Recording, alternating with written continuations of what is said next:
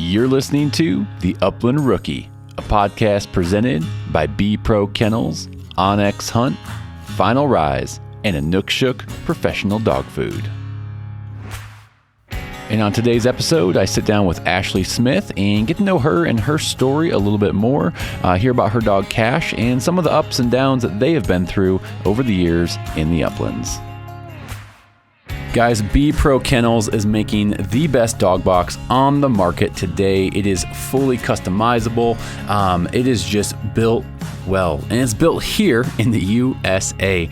Give Ben Proctor a holler over at B Pro Kennels and design your custom dog box today, or grab one of their staple 3-hole or 2-hole boxes today. bprokennels.com. Use promo code rookie10, saves 10% off your order at bprokennels.com.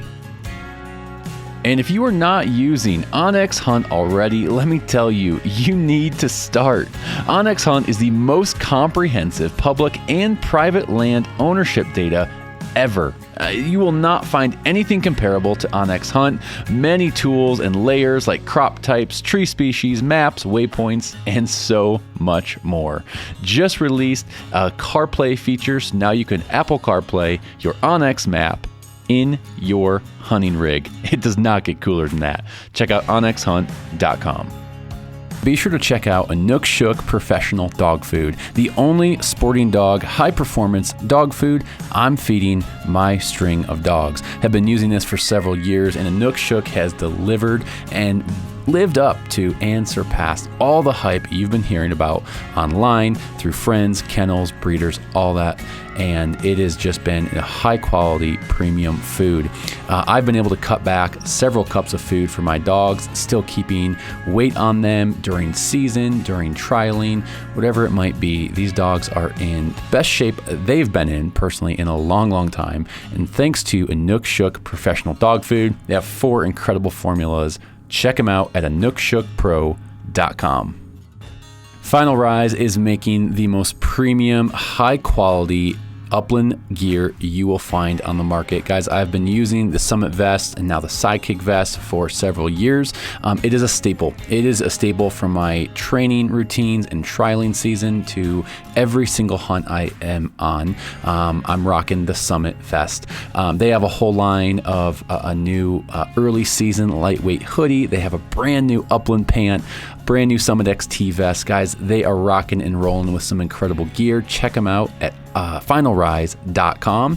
Also, guys, we have the giveaway with Final Rise live. So go to Patreon, get signed up for the giveaway of a brand new Summit XT vest and a pair of the field gloves from Final Rise. So get signed up on Patreon today. What's going on, everyone? Welcome back to the Upland Rookie Podcast. I'm your host, Will Larson, and it is so good. It's so good to be back with you guys today for another episode. I took a week off with the release of the 3-part George Hickox series. It was a lot of content. It was a lot of episodes. So let that kind of go for a week, and then we're going to be back with you this week for episode 80. I know, it's crazy. 80. Seems crazy that we're that far, that we've made it that far into this podcast. So thank you guys for following along. Thanks for your support and sharing the show and engaging with it, honestly. Listener questions and your engagement through the podcast and through social media, through the channel of the Upland Rookie over on Instagram has been so much fun to get to just interact with each of you and kind of navigate my way through the uplands and get to do it alongside you guys. So thank you so much for doing that with me. I had a really fun episode for you guys today. We've got Ashley Smith on the podcast. So we'll get into that conversation here in just a second. We'll go over a couple things and then we'll dive right in. I did want to mention we've got just a couple more days on the Final Rise Spring Gear Giveaway. Spring Gear Giveaway. You might ask, what is a Spring Gear Giveaway, Will? Well, let me tell you what a Spring Gear Giveaway from Final Rise is. It could be you. I'm not saying it's going to be you. One of you who was entered into the giveaway is going to walk away with the brand new, newly designed, refreshed Summit XT vest from Final Rise. Guys, oh gosh, I'm so excited about this vest. I am so stinking excited because I know what the Summit vest is. I've had it since the beginning. I love it. I've put it through the ringer. I trial in it. I hunt in it. I train in it. I really, really enjoy it. And it's quality gear. I know Matt. I know what the products he puts out. So then when he dropped a bombshell on everyone at Pheasant Fest and said, hey, I've made the Summit XT vest. We've made some really, really nice updates to this vest. I'm so stoked for this. And so really thankful. We're going to give away a brand new Summit XT vest to one of our listeners of the podcast, as well as a pair of the field gloves. The field gloves have been, again, I've had them for a year and just been a really quality glove for upland hunting. Again, I train with it. It's been a really, really nice piece of gear.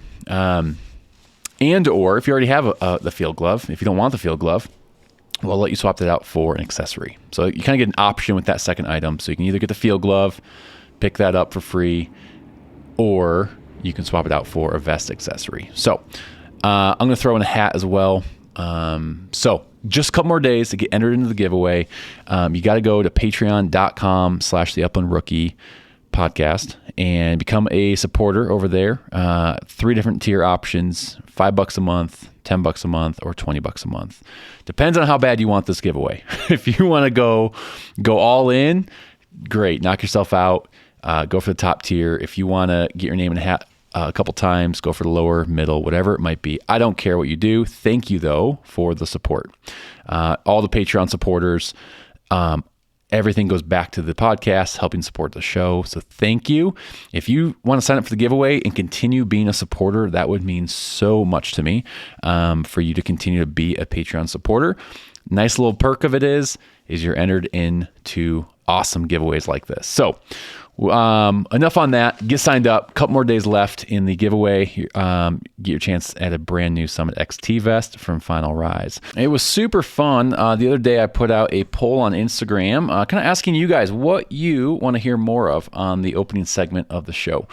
Think kind of 5 to 10 minute, just little blurbs of, what do you want to hear more of from me, my thoughts on, call it whatever, Will's hot takes, 5 minutes of BS, whatever it might be. So I got some really, really good responses. So over the next several months, I'll kind of start unpacking some of these more in these opening segments. I mean, for the past 80 episodes, really, I've kind of taken a little chunk of each episode and kind of unpacked something. And that was either spurred on from something I've learned or something that kind of hit me and thought, hey, let me just kind of share this with everyone. Some have been spurred on by listeners, by you, saying, hey, what's your thoughts on blank, whatever that might be. So it's been kind of a tradition, but it was really fun to kind of reach out to you guys again and see, what are some of the things you want to hear more of in this little opening segment. And I will preface again, I think it's worth saying, I'm not an expert, guys. I'm not an expert in really anything. And so these are just from my point of view, things that I have personally learned or seen. You or someone else listening may have a much better take or philosophy on that, and that's awesome. That's what makes everything upland hunting, whatever it might be, unique and special. Is there's going to be different takes and opinions on things. So all these things, all that to say, these will just be kind of fun things that I can kind of share my perspective and view on as we go through the opening segment of the episode. And if you hate it, guess what? You can always hit the 30-second skip button and skip right to the interview, get to the meat and potatoes of the episode. So I'm going to pick this up next week because my intro's already been a little bit long with the Final Rise giveaway announcement. But thank you again for sending in some of your thoughts. And it should be fun unpacking a couple of these over the next couple of weeks. I think next week I'll unpack a little bit more about Nastra. I'm actually running a Nastra trial this weekend coming up, so that'll kind of be fresh in my mind. But several of you want to hear a little bit more about Nastra, what I do to prep my dogs for the trials. So I think that'll be fun to unpack a little bit more. So stay tuned for that. All right. I think that's everything. Sorry, I had a list in front of me, then I dropped it, and I think that was everything I had on my list for today. So we're going to jump right into the episode with Ashley Smith. Well, Ashley, why don't you kick us off and put us on a map? Where are you talking to us from? And can you give us a little overview of who you are? Yeah, so I am calling from just outside of Bismarck, North Dakota. And oh gosh, this question is so difficult. I especially hate it in interviews, but so I have been upland hunting for about 5 years now. Cash will be 6 in July. So, just kind of started my journey with him. And, I feel like there's a lot of people who start out with this kind of story where he really just changed the trajectory of my entire life. Just picking up the upland hunting. Our career is based off of working with each other. I do wildlife detection with him. And so I feel like that's really what I've been focusing on the past couple of years. I feel like that's what my identity is right now is really just revolving around those two things. That's all. What a way to, for your life to revolve around something. Those aren't bad things to consume your time. Not at all. That is awesome. Yeah. I have a couple questions already on that. What is wildlife detection? So there's so many things, obviously, like dogs can do bomb detection, drug detection, and there's kind of like a niche career path where people are either using like their own dogs or dogs that come from a program. And so wildlife detection is really just whatever your company needs you to do. And so the company that I was working for, they had us on projects working at wind farms. So we have a set course underneath the wind turbines, and Cash sniffs out birds and bats that get hit by those blades. Oh, fascinating. Yeah, so that's why we were in Nebraska this summer. Oops, there's my laundry. That's why we were in Nebraska this summer, is we were dispatched out to a field site, and we spent pretty much the whole summer and the beginning of fall there. Pretty brutal weather. That's like hot, dry weather. So it was great. I enjoyed the heck out of it. I was there for their upland opener, and I really enjoyed myself in Nebraska. So that's awesome. No, Nebraska is it's beautiful. Beautiful country. Good upland bird hunting. So with the bat problem, I'm really curious on this right now. This is fascinating. So the project, the bats and birds under his wind turbines, like what was you're finding the bats, and like what's the greater overall mission is like with that project, I guess?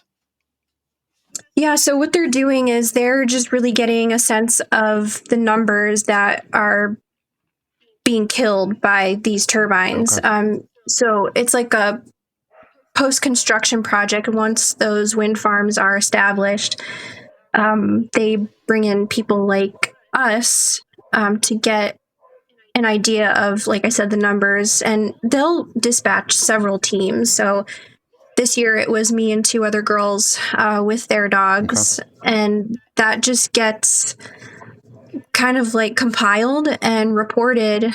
Obviously they migrate out of the region during certain seasons. Sure. So once it starts to get colder, they are pretty much gone. Okay. But yeah, it's just basically seeing the numbers. Yeah. That's crazy. And you're taking Cash with you, right? You're taking your own dog with you?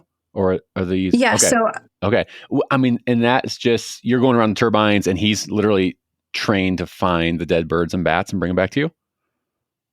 So no, he doesn't actually, he won't retrieve them. Okay. So we wouldn't want him to have like his mouth on any type of bats. But I taught him an indicator that when he does find a bat, he lays down. Oh, wow. So it's usually right in front of his face. Sometimes it could be a couple feet away, but as soon as he sources where that scent is coming from, he lays down. Okay.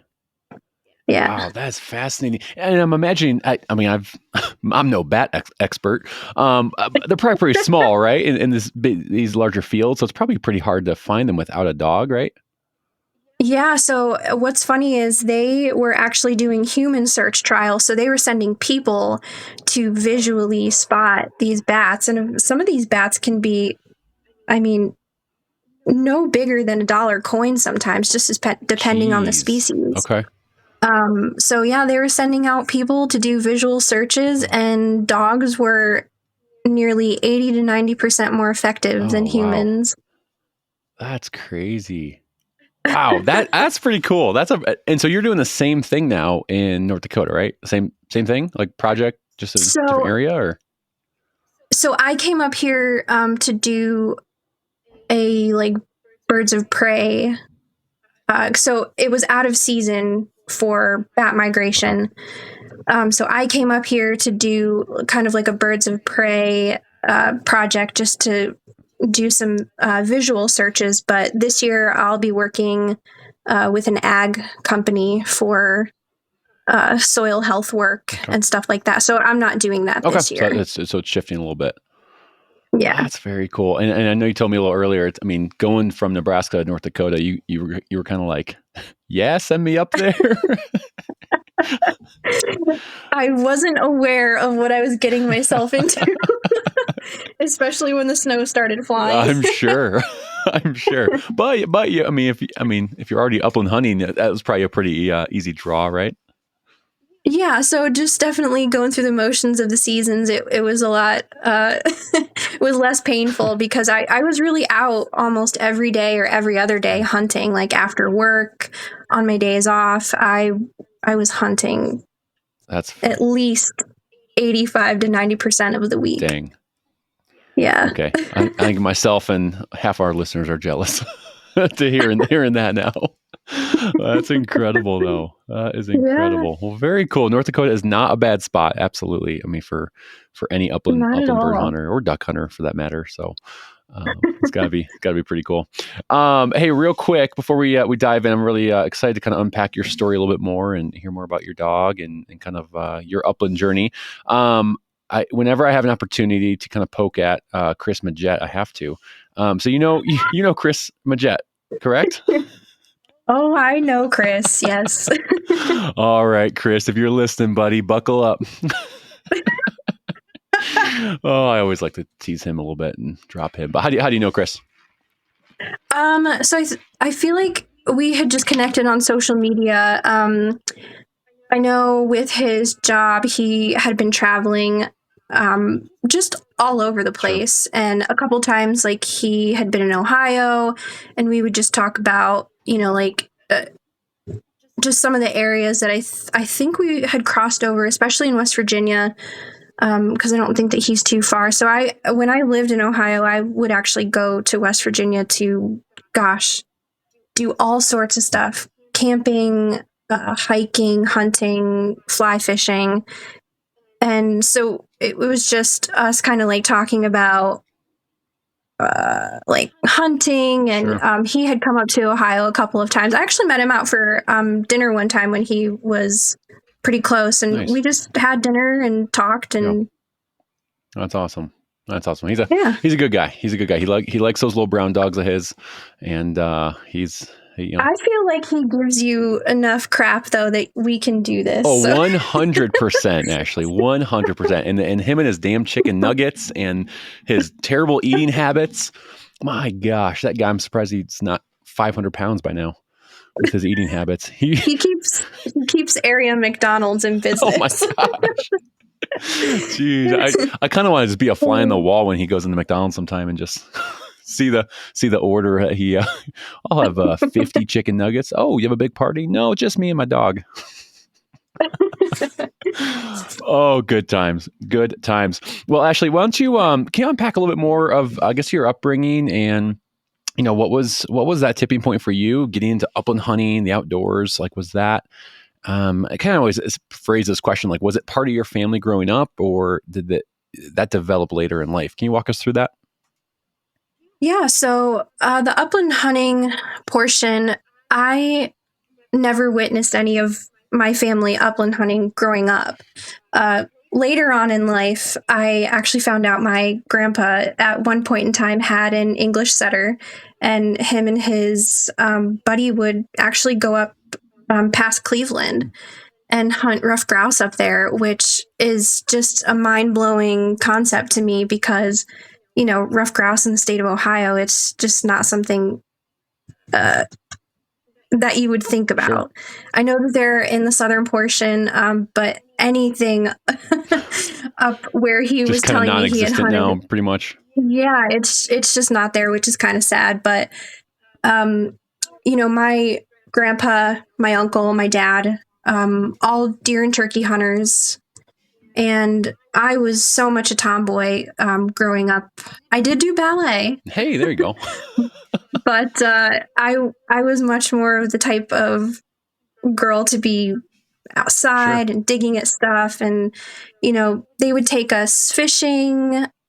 And, I was such a young girl in a huge room, full of other older people taking my hunter safety course. And, I passed that. And so my dad, I'm sure, was over the moon. It's like, yes, so let's go. And I remember him buying... Did you have any siblings growing up? No, okay. I'm an only child. Okay. Can you tell? No, I can't. I'm terrible at detecting that kind of stuff. But I remember him buying my first 410, and vivid memory of us being in our family's house in central West Virginia and shooting it for the first time. And I pulled it away from my shoulder. And it came back hit me. And I remember the tears welling up in my eyes because it just scared me. It didn't hurt, but yeah, you'll never forget it. Yeah, but just like I said, they were just all deer and turkey hunters. But it wasn't really until high school when I met my best friend Anne, and just developing a friendship with her and going over to her parents' house. Her dad had a kennel full of setters, short hairs, client dogs of his that, he would take on for training. And I just thought that was so cool, that I was 15, my first experience with bird dogs, field trialing, any type of bird hunting. And that's just where it all got started, over the years. And, her and I are still great friends to this day. I actually just talked to her yesterday. Oh, nice. And I was in her wedding. Her parents are, like an extended family to me. So when I do go back to Ohio, I get to, visit him, hang out at the kennel, see, what new dogs he has and, dogs from the past. So that's really where it all started was, so cool. Just my friendship developing with her. So yeah, I love that. And so, from that, was that really when you kind of started like upland hunting then? Like after, meeting her family and the kind of the dog aspect, did that kind of then come into play for you? No, actually it really wasn't until I got cash that I started upland hunting. Okay. I do remember going to their clubhouse, which is where they would hold, like a lot of our Ohio NASTRA trials, helping plant birds, riding along with some judges, and just basically being an observer. And I just never felt like at that point in my life, especially like in my early 20s and even mid 20s, that I was ready to take on the responsibility of having a dog that required that extensive of training. Sure. And, obviously I was a little intimidated, but it really wasn't until I picked Cash up that I had started all of this. So it was... Yeah. Once the dog comes along, then it's like, okay, fast, everything's on super speed. All right. Well, then walk me through that then. So early mid 20s, picking up Cash then, like, okay, what was the tipping point for you to say, okay, it's ready to get my own bird dog. I'm going to do this thing. Like, walk me through that process. What led you to start picking up the dog? Why the GSP? Kind of, let's go down that road. So I had moved into a little house by myself, and I was newly single at the time, and I just thought, you know what, like I'd really like to kind of like get back into hunting. At that point in time, I didn't really feel like deer and turkey hunting were for me because I could not sit still. There's a lot sitting. I remember going hunting with my dad a few times and being just so fidgety in the tree stand. And I just kept thinking like, oh my gosh, like I need to move. I need to. And so like, you know, like I said, I had got on this website and we're looking at breed announcements. And I just happened to see, you know, this pile of puppies of like beautifully roan, liver and black and white GSPs. And I just thought, you know what? I'm going to go out there. I'm just going to take a look. And I went and took a look. Uh-oh. And I came home with a dog. Of course. That happens to the best of us. Yeah, so it was nearly impossible for me to resist. And what was funny is Cash was the only one left over in his litter. The guy had 2 litters on the ground at the time. And he was originally supposed to go to Texas. He was supposed to be a Texas quail dog. Okay. And the guy ended up having a pretty bad health scare. So he backed out, you know, obviously deposit sent back. So I picked him. He was kind of out on his own. He was a little bit more independent. I think he was about 10 weeks at the time. So he was older than, you know, you would think that your normal puppy age would be. Sure. But, you know, like I said, I was into this new house, and right down the road was Anne's dad's place. Okay. And he always welcomed me with open arms and just said, anytime you get a dog, you're more than welcome to bring that dog out here. He offered his birds, his expertise, awesome. His training grounds. So it was really nice to just have that initial start. I mean, that helped immensely. It was, you know, obviously a learning experience on my part. Sure. And then, you know, Cash is a new puppy and he's learning all this stuff too. So absolutely. And it sounds like, again, with you kind of hanging around and her father years prior, like, did you kind of already a little bit know like what you were maybe looking for in a dog, or was it kind of just like, I like this one, he seems confident, or did you have any kind of prior knowledge in like picking out a bird dog, or what was that like? I don't think that I would say it was like a deep-seated knowledge on what I was looking for, but I definitely had noticed, you know, that a lot of those puppies that were in the 8-week litter, you know, were just a little bit more, I don't want to say clingy, but, you know, they kind of all stuck together. Sure. And then, you know, Cash was already around the back of the barn. Yeah. chasing a butterfly nice. Or chasing a bug. He's like, let's move, let's go. Yeah. So it was just really neat to, you know, see that there were 10, 11 puppies that, you know, all displayed different traits. And he just was the one that I had noticed the most. And that's who came home with me. That's so cool. Well, it's probably obvious. Kind of my next question is going to be, you know, okay, so now you have this new bird dog. It's your first bird dog. Like, you're like, okay, what do I do next? Like, walk me through, like, what was that first year like for you and Cash and having a new bird dog? Am I allowed to curse on Absolutely. Here? It was a flaming hot shit show. Oh no. Well, I guess it probably wasn't that bad, but it felt like it in the time, probably, right? Yeah, it's just you know, it's super intimidating, especially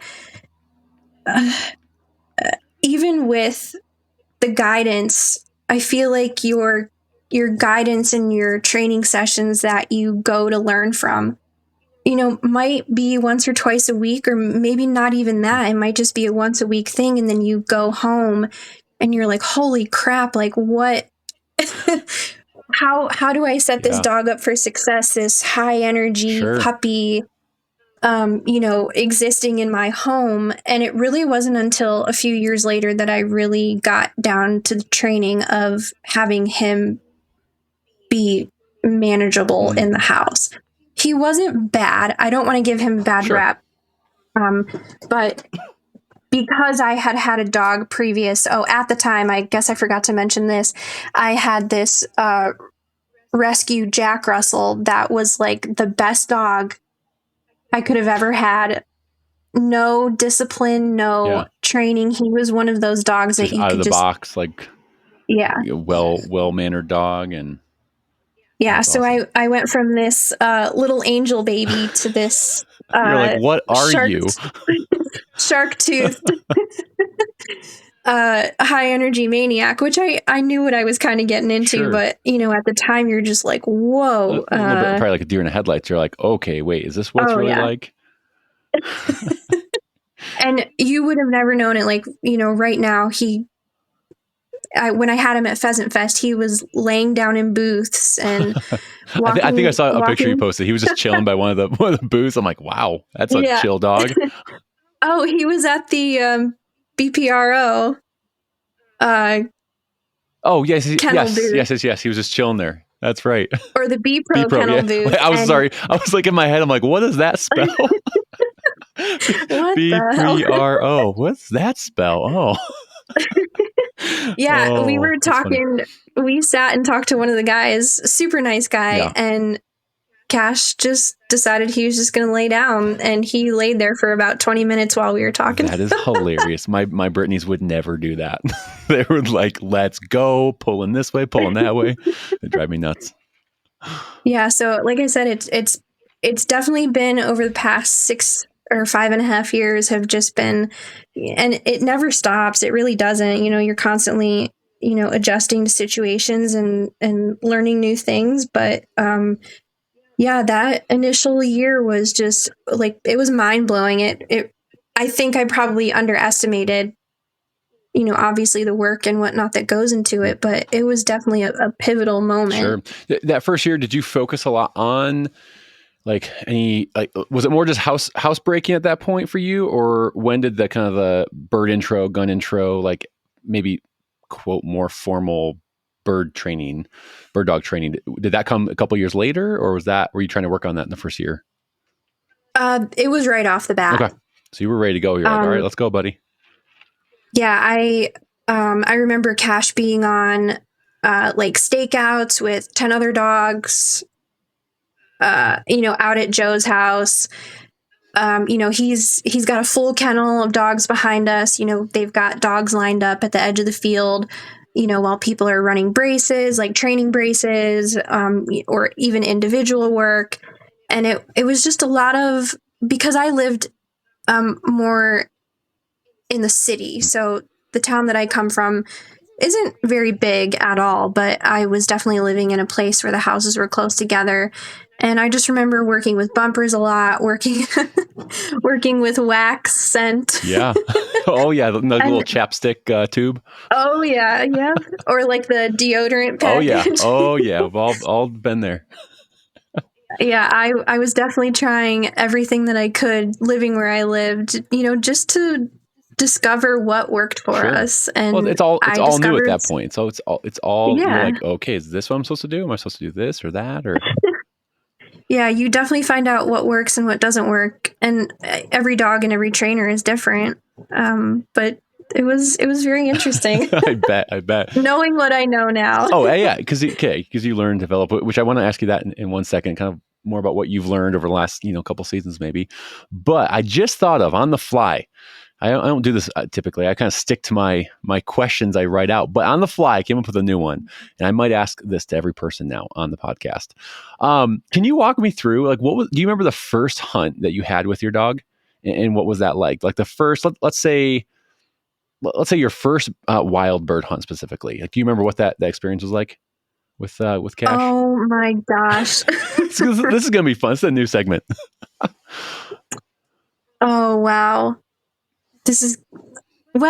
I should say that Ohio actually does get a pretty decent woodcock migration. Okay. I've And heard I that. do I've heard that remember, from some other people as well. Woodcock will come through there, and yeah, and it's great training opportunities. I will say this though, when we really got to our first season, I was not confident behind the gun at all. Um, I was really mainly just taking Cash out and just trying to get him on some type of bird. Okay. And, obviously we have released pheasants all over Ohio. Sure. I know that there's a very small, maybe a couple of areas of, wild pheasant that can sustain. Sure. But we really relied on released bird programs, in our wildlife management areas. But if you really want to know, I do. I'm so curious. if you really want to know, so when I started finding other women who were hunting behind dogs, a lot of them were here in North Dakota, as part of like North Dakota PF, Pheasants Forever. And one of the girls who lives out here in the western portion of the state, Emily Spallier, she invited me to come out and hunt North Dakota. Oh, nice. And she, extended the invitation. I stayed with her for a week, and that was also a flaming shit show. New experience. Which I think I probably overhyped myself, thinking like, oh, this is going to be great. And while I hold that experience near and dear to my heart, it humbled the hell out of me. And was this Cash's kind of first big boy bird hunt? Yes. Okay. So that was like our first flagship trip out to North Dakota. Me coming out there and being new to the weather was awful. It was in the negative temps. Oh, when we did get to go out, Cash was so sick. Oh no. Not to get TMI here. but real sick. It wasn't that he was like deathly, like on death's door, but there was just something not right. Sure. And later to come and find out, he was actually displaying some early symptoms of Lyme disease. Oh. So he was not feeling well during that trip. And I myself shot 0 birds. Oh, no. Did you get to shoot at birds and just missed, or didn't fire a lot? I'm pretty sure I shot twice. Okay. Missed 2 roosters. Hey, the ratio's not that bad then if you only shot twice. I mean, it's not that bad. The lesser the number, the less it hurts. Right. I'm trying to help you. Thank you. But on one of our last days, Emily actually did come out with us, where it was actually pretty mild to walk. We were walking in sweatshirts, and Cash pointed a rooster for her, and she ended up bringing it down. So very cool. I was at least really happy for that. But I drove home, and it was a painful ride home. Oh, I'm sure. That was a 22-hour drive. Yeah, that's a hike. Yeah, blank stare out of the windshield. You're like, how much longer? Yeah, I actually felt there was a 50-50 thing going on inside of my brain where I felt awful, but I almost wanted to go back for revenge. Oh, yeah. There's that. Yeah, there's that feeling of like, this was terrible, and I'm mad, and I'm sad, and I'm whatever, but let's do it again. Yeah, like, let's go out again. And sure enough, like, I went out again last year, and last year was an amazing year. So I feel like that sparked my my fire to move out here. Yeah, for sure. Oh, I bet. Yay, because look at that. You had a rough time in North Dakota, then look at that. You actually live there now. So that's a redemption tour. Yes, there you go. Redemption. Redemption on those Huns and Sharpies for sure. Yeah. That is so cool. What so even think about like last season before, whatever it might be. Like, what are some things that you learned or took away that, or maybe things you've been learning along the way of your upland journey so far?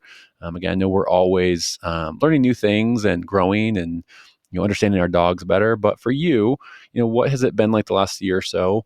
In your development as an upland hunter, having your own bird dog, like what are some key things that maybe that you have learned?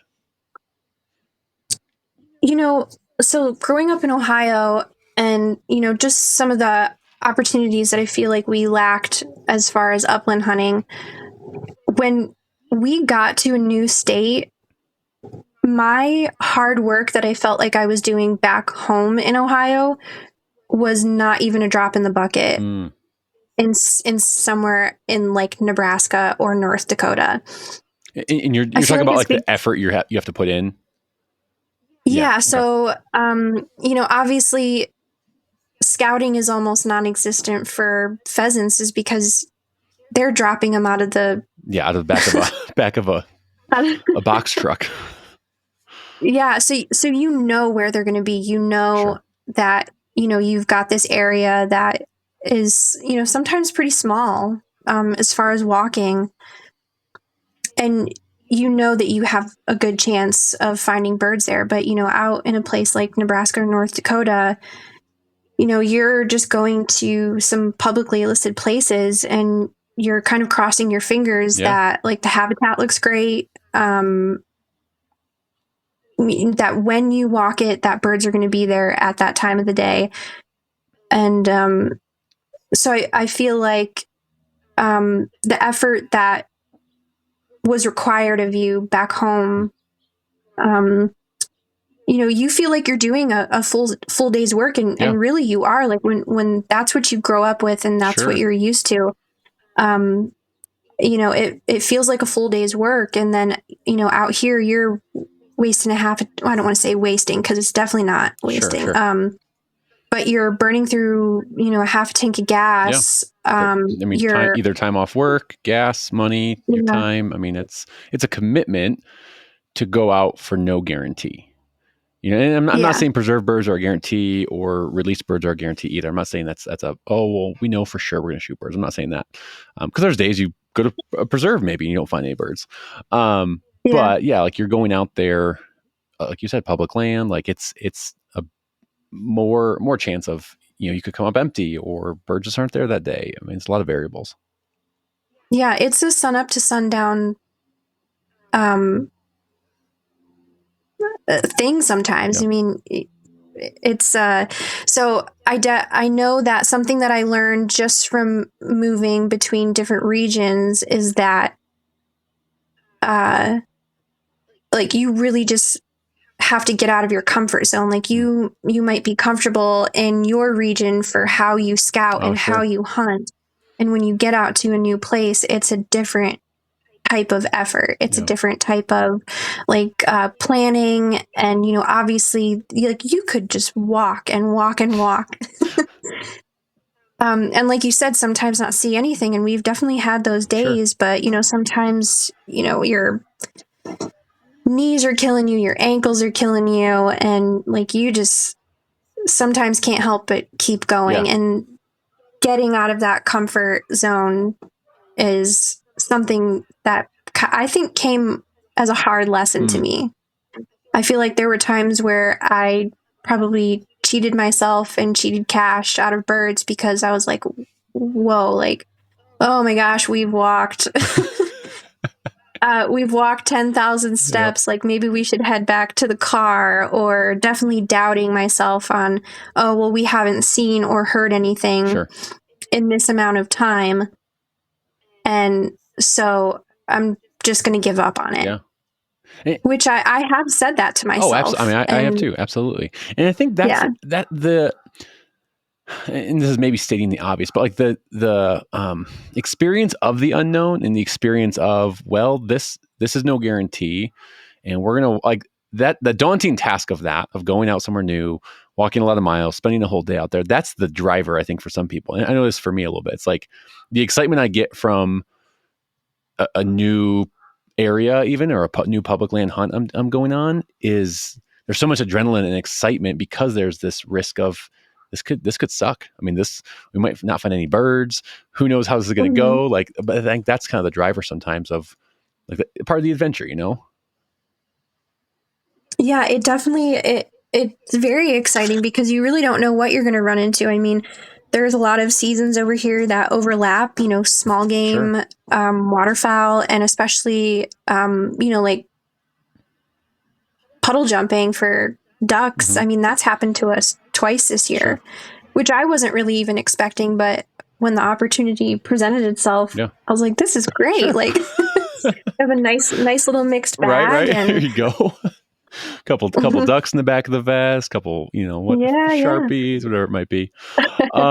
When you were in Nebraska, did you find yourself chasing more grouse, pheasants, quail? Were you kind of just trying everything? So we actually were not there when um quail was open. Okay, so you weren't in Nebraska very long then, right?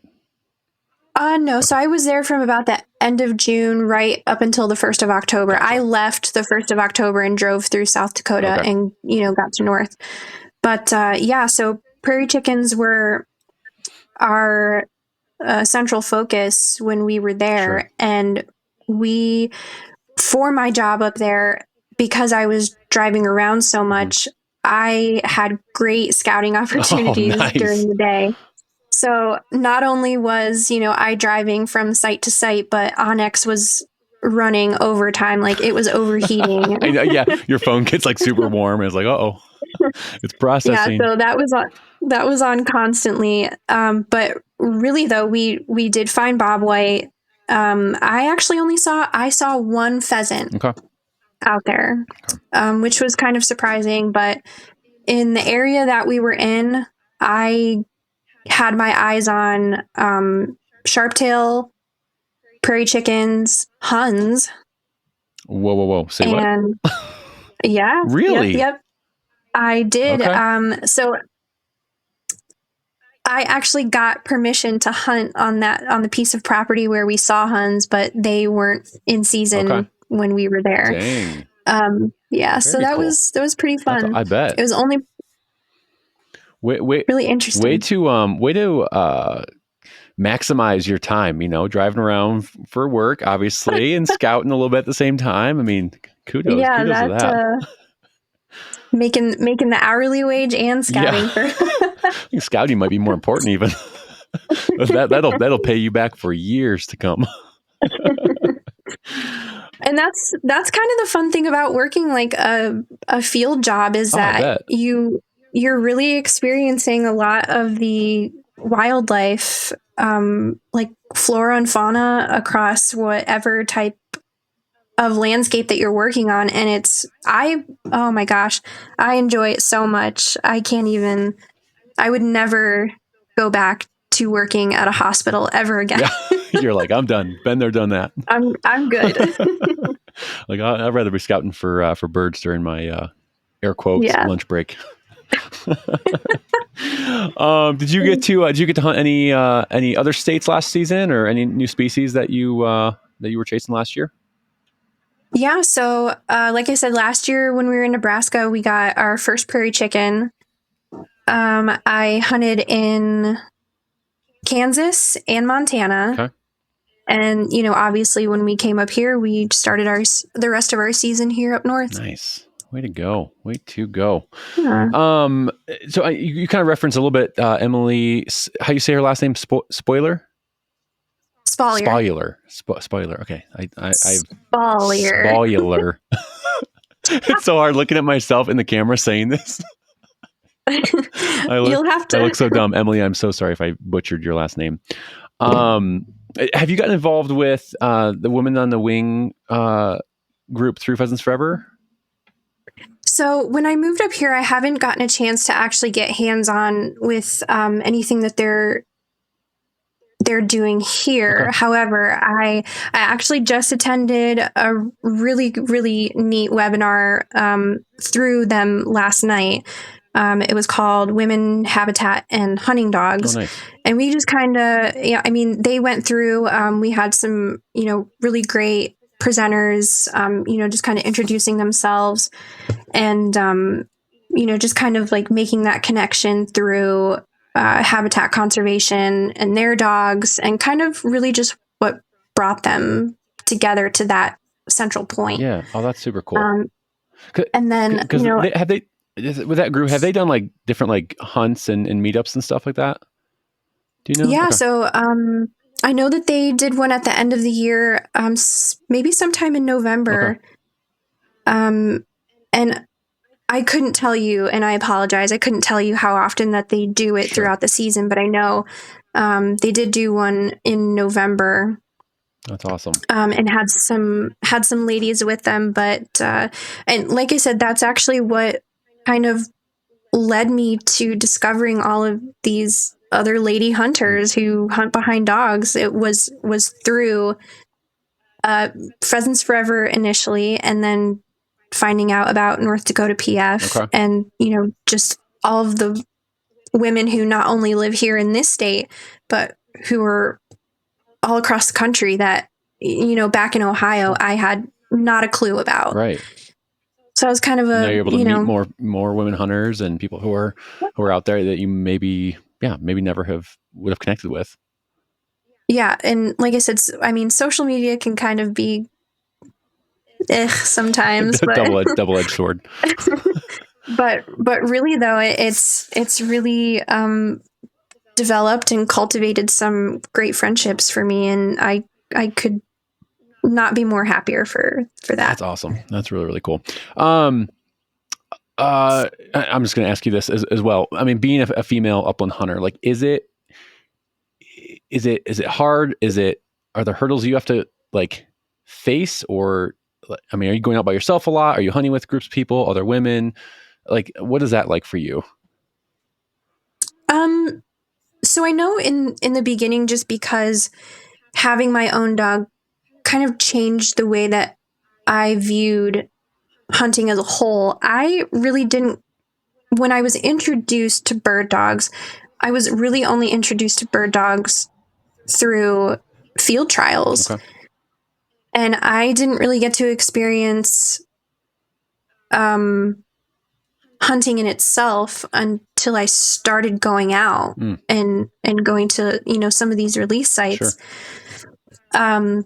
But I would say when I kind of first got started, there was definitely an intimidation factor, because, you, depending on your situation, or, my situation in this instance was I was surrounded by people who were so knowledgeable, who had been doing this for 20, 30, 40 years. And here I was with a dog that I don't even think that I checked his pedigree all that well, and just went to go, pick up this puppy. Sure. And I just thought, all right, well, we're going to do this. This is what we're going to start doing. And I can guarantee you that a lot of people would be like, that's the complete wrong way to approach that situation. So I know that there were times where I probably limited myself because the intimidation that I felt, I held myself back. Gotcha. Because of these people are going to whatever judge me, or kind of like that. Yeah. I get it. I probably limited my learning and my growth because of that, because I just felt so intimidated that I just decided, oh, well, you know what? I'm not going to go to training, or I'm not going to go to this trial. Gotcha. And I know that now, like I recognize that now. And then, there were some times where I felt like, or I know that people didn't really take me seriously.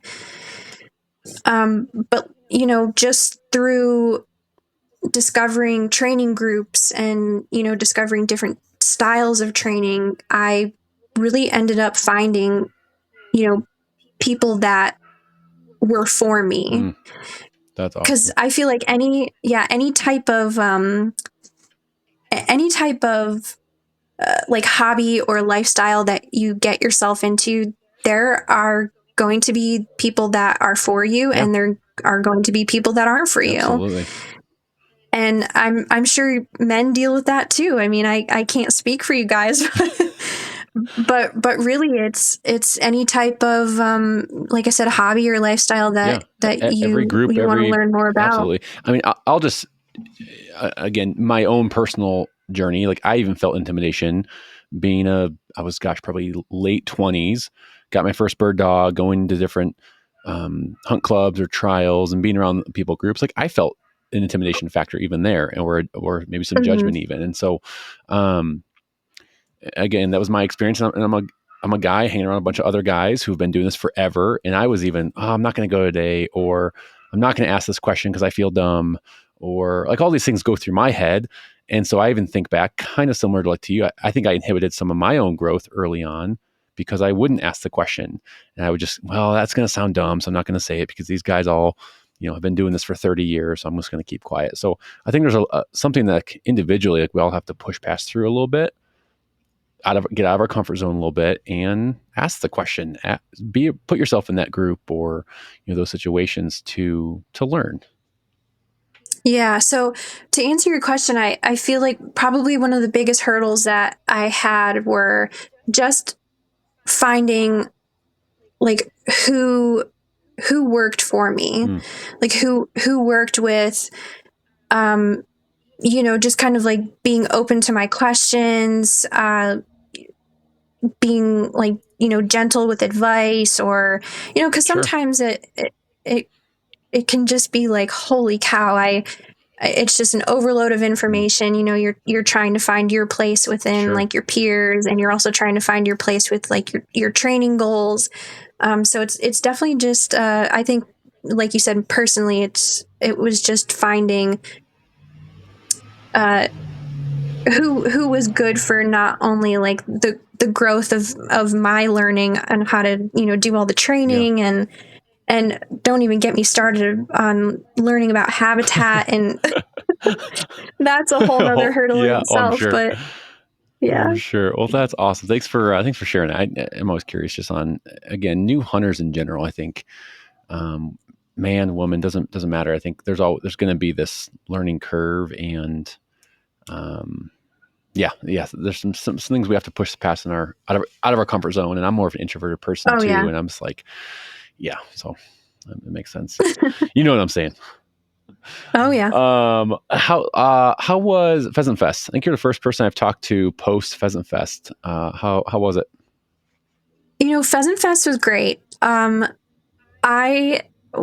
Something for me was meeting people face to face, is because I don't think that I've really known, like a lot of these companies or a lot of these people for very long. So, I've not made it to other events where, I can kind of see these people face to face, shake their hands, really, really get down to talking to them. Sure. So Pheasant Fest for me was great because I really just got to get to the core of a lot of people that I have admired from afar or admired across social media. And that to me, because I kind of live in like a little remote town, it was very rejuvenating to actually, really, just socialize and just initially, just really get a grasp on a lot of who these people are. So, and then apart from that, I mean, there were great seminars I attended, a couple of seminars that I was really excited to see on the schedule. And then did you go to the Bird Dog Trauma event? I didn't. So that was actually going on. I actually spoke at Pheasant Fest. Oh, nice. So I missed the bird dog parade. Okay. And then I don't think I was there in time for the trauma. Okay. I think it was that Seth Bynum, I think, put it on. Yep. Okay. Mm-hmm. Cool. Yeah. Excuse me. So I missed a couple of things, but overall it was a great Sure. experience. Like I said, there were so many neat booths. Minnesota DNR had a great one, and obviously, Final Rise guys their booth was Oh, popping it all looked weekend. awesome. The buzz around that looked so fun. Yeah, they were definitely some busy bees out there. That's awesome. That Yeah. sounds like a great event. I mean, yeah, I definitely got to get out to a Pheasant Fest someday. But it looked awesome from obviously social media, and it sounds like just an awesome event. Yeah, it was great. It was like I said, taking away from it, obviously was the people, and then great educational seminars, Yeah, for sure. that's so cool. I love that. Well, as we kind of start to wrap a couple things up here, with your dog Cash, I know not too long ago he went through kind of a pretty significant health scare for you, didn't he? Can you kind of catch us up on that, and how's he doing? And Yeah, so for a couple of years now, Cash has had this. It almost looks like callus on his chest, and uh, aside from the bigger health scare, I had tried to get vets to tell me what this thing was. Because it honestly, it did grow over a period of time. And, I was told, oh, it's an allergic reaction. It's a callus. Every vet that I had ever been to, especially with me moving, had always told me something different. And so honestly, like, it was a pretty big growth. Sure. And when you say callus, And it was like a bump under the skin, but it was like getting like an actual callus would, like kind of rough. yeah, Okay. so it was rough on the outside, and it would hang like loose skin. Okay. So it wasn't really quite tucked up tight to his chest anymore. It was really hanging. And so I thought to myself, you know what? Once season is over, we'll look into getting it like fully removed and kind of like take care of it, because it would really get tore up in the field. Oh, It sure. was bad. Yeah. So I was doctoring it up before we would go out, and then doing damage control after we would come back. But in the wintertime here, he was laying on his side, and I happened to look down, and it looked like he had like a ball underneath that, like a little bit smaller than a ping pong ball. On or under the callus, almost under that. Yeah, Okay. it was like under the callus. So I got down on the ground, and I was like palpating this lump, and it was pretty significant. And I was like, that's, I don't know, just something just kind of fell off. Didn't sit right with me. So he ended up going to the vet, and they did a fine needle aspiration. So they drew cells out of it. And I ended up getting the call, and they said, we just want to let you know his test results came back. It did test positive for cancer cells. And that was awful. Yeah. I mean, he's been cut up in the field. He's been hit by a porcupine, and, your heart still sinks with stuff like that. Absolutely. Obviously you don't want them to be in pain, and you don't want them to suffer, but that was just something. I mean, worst call you can get for your bird dog. Absolutely. Yeah. You don't expect something like that. And especially because he's the age that he is. Yeah. You said what, 5? Yeah, he's 5. So yeah, he went through the surgery. They took some pretty good margins from outside that lump. And then they also went in and took all of that calloused skin and cut that and sewed him up. So he had internal sutures, and then also external sutures, which his external was pretty significant. I guess I didn't really expect it to be that large, but yeah, he had his surgery. 3 weeks those sutures stayed in, and he had some complications, which we worked through as best that we could. And yeah, so I mean, he's great now. It was great to see him, finally be able to run and play and jump and be out in the snow Oh, and nice. play with the puppy. So That's awesome. And the yeah. cancer for him, it didn't. I mean, thankfully, it didn't spread anywhere. Really, it was just really localized to that lump. Yeah, so what it was is like the notch within his rib cage. It was kind of hanging out like right Okay. there, which is good. I mean, because there's some pretty vital organs that are right Right. there, and I was a little bit nervous that, um, you never know. I mean, you could feel that lump, but who knows like how bad it is and Sure. if it spread. Yeah. Oh, I mean, what a scary. I mean, obviously, you live this. Yeah. What a scary phone call to get for your dog, and just okay, what do we do now? And that had to be really really hard.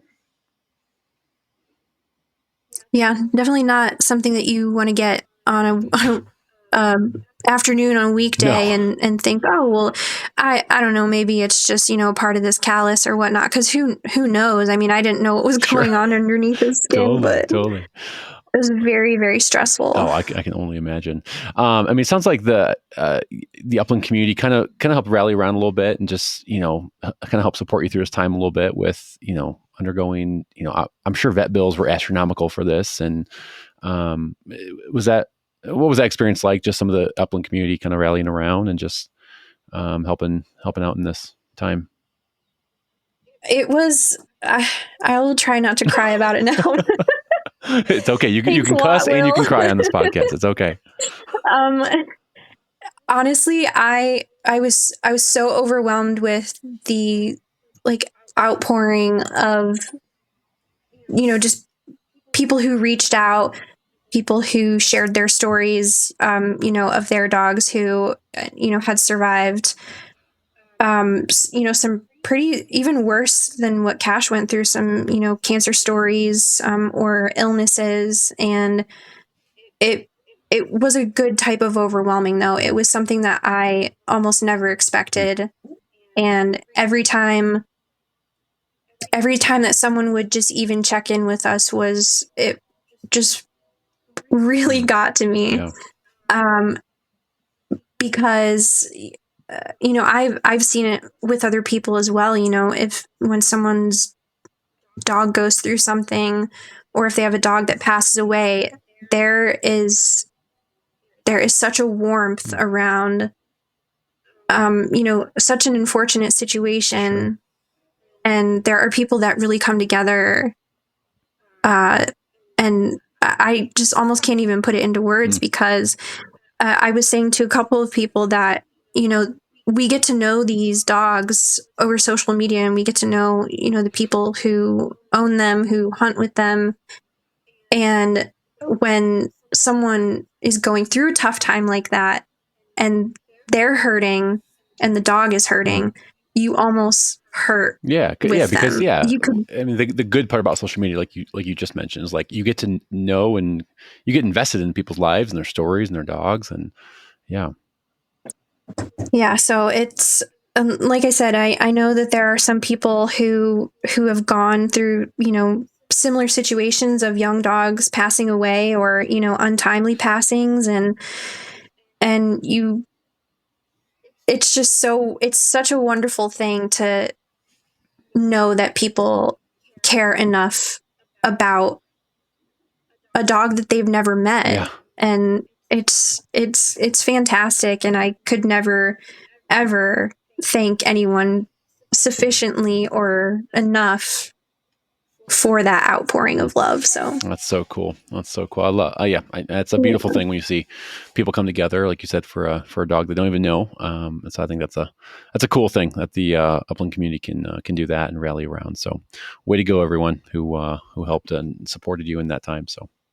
Yes, thank you. Very, very cool. Well, Ashley, as we kind of get ready to close this thing out, I have a couple more questions I like to ask every guest, and we'll bring this thing home. And I just want to thank you again for your time. This has been it's been a lot of fun getting to know you more. Yeah, And thank you so much for oh my having gosh, me. yeah, and your story, and just yeah, I love just hearing people's stories of why and how they got into upland hunting, and because everyone has a unique path and a unique way they got into it, and so I think no story is the same. So it's pretty cool.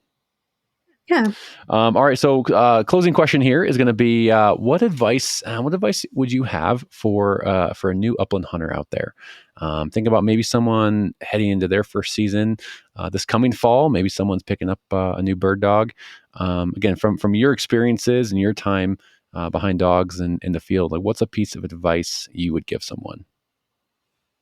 I think the one thing that I would probably take from, what I've went through and just listening to what other people have gone through as well is definitely your comfort zone. You're going to have to push those limits. Like I said, whether it's, finding a group near you for training, finding a place that, might train your dog for you.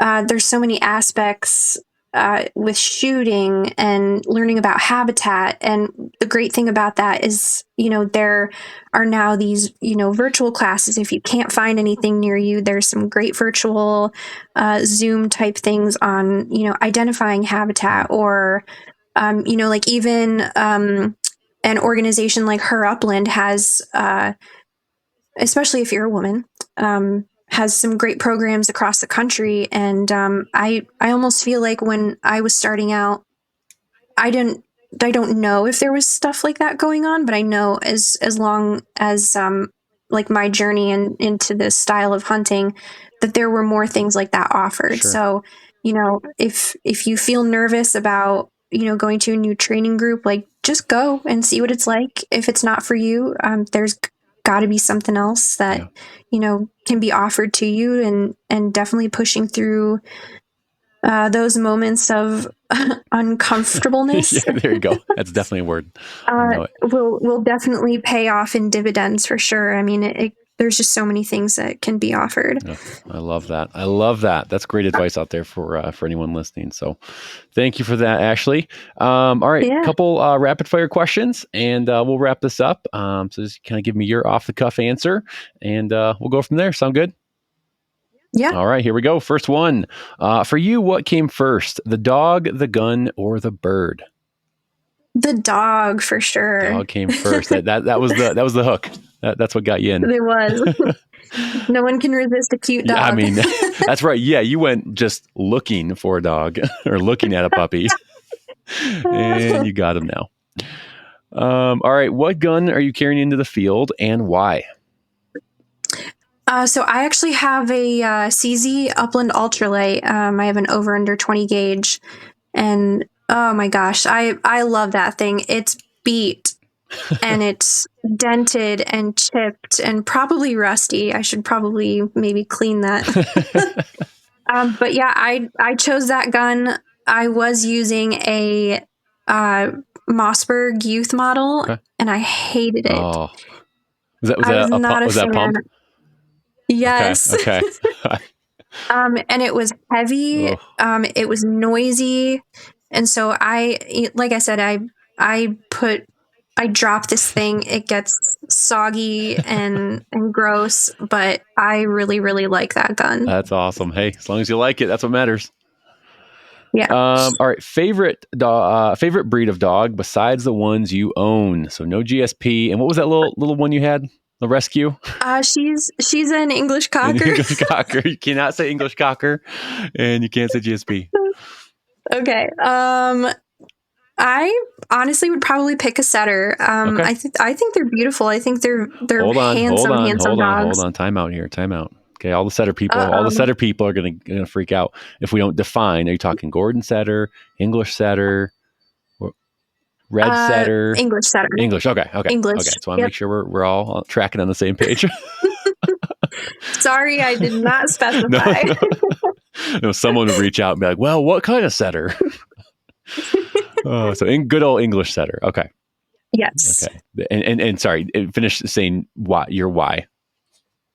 Oh, I just think that they're such striking dogs. I mean, really, I have seen so many English setters, across, just people that I follow on social media, and they're fantastic looking dogs. And I don't know that I have ever heard of one not being, a really great bird dog. So That's awesome. I'm sure people will be messaging me, proving me wrong here. Yeah. Oh, absolutely. Absolutely.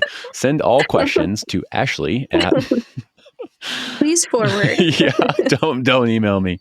All right, couple more here. I gotta redo this question. I'll ask it anyways, but I get so many. I don't know. It's not a very clear question. So one piece of gear you would never hunt without, and I need to put parameters on it. You can't say the gun, you can't say the dog, and you can't say the GPS collar because that's like a given. So besides those three things, one piece of gear you'd never hunt without. So I'm really doing really bad at rapid fire because I feel like I should just be giving you a one-word answer. No, you're totally fine. You're totally fine. But I hunted for years with an ill-fitting vest. Okay. I ordered a vest in a small, and it was not small enough to fit me. And I had terrible neck, shoulder, and back pain. Oh, geez, I can only, yeah. Do I sound like I'm 65? No, I can relate with you. I'm like mid-30s and my knees hurting me right now sitting at a desk. so I get it. So really, I spoke with a lady who had a final rise vest, and I ordered that sucker, and I did all of my preseason scouting in it. I walked around with it a bunch. I was actually wearing it to not really even necessarily break it in, but just to get used to all of my adjustments and stuff. When I was doing field work with Cash, I would throw it in the back of my car and put it on.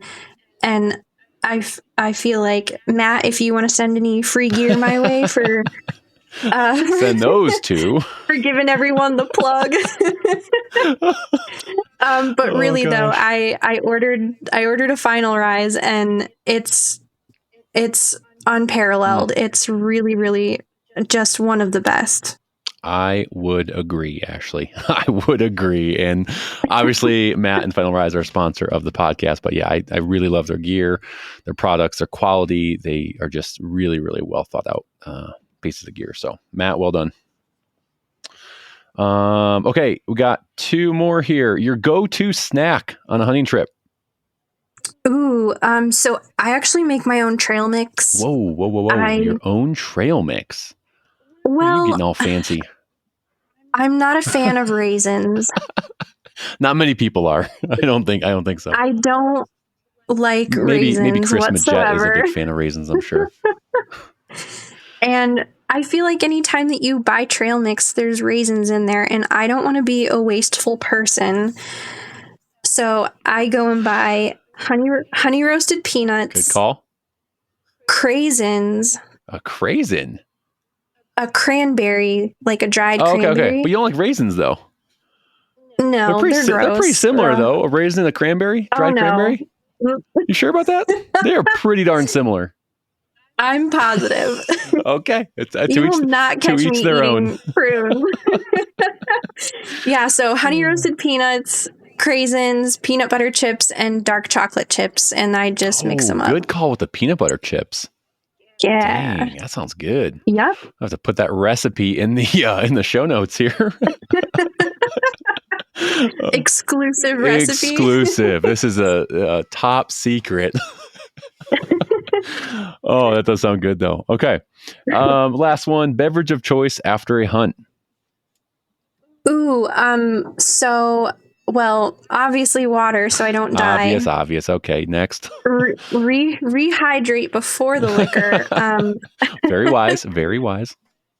I honestly would love a mule. Any type of mule I'm good with. Like a vodka mule. I don't know why. Yeah. They are like, that's a very refreshing drink for me. Sounds refreshing. Dang, you're fancy. We got the homemade gourmet trail mix, the mule after a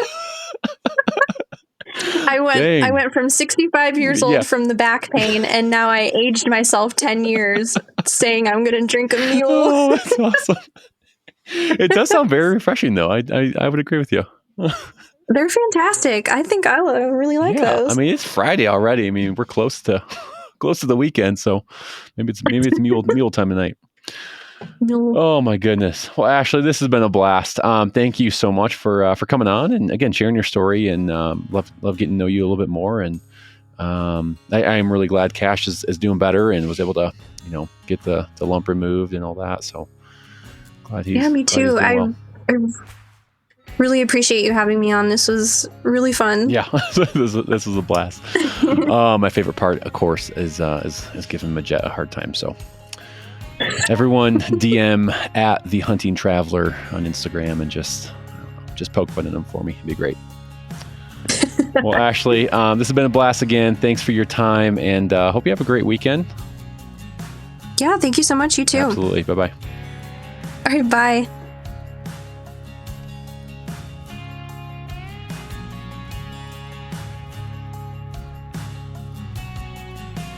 And that is a wrap of episode 80 with Ashley Smith. Ashley, thank you so much. That was a blast. Just getting to know you a little bit more. I know I've seen, kind of followed along your story from afar from the old Instagram. But it was a lot of fun just kind of catching up with you a little bit more and really hearing your journey into the uplands with your dog Cash. And so I hope the listeners enjoyed it as much as I did.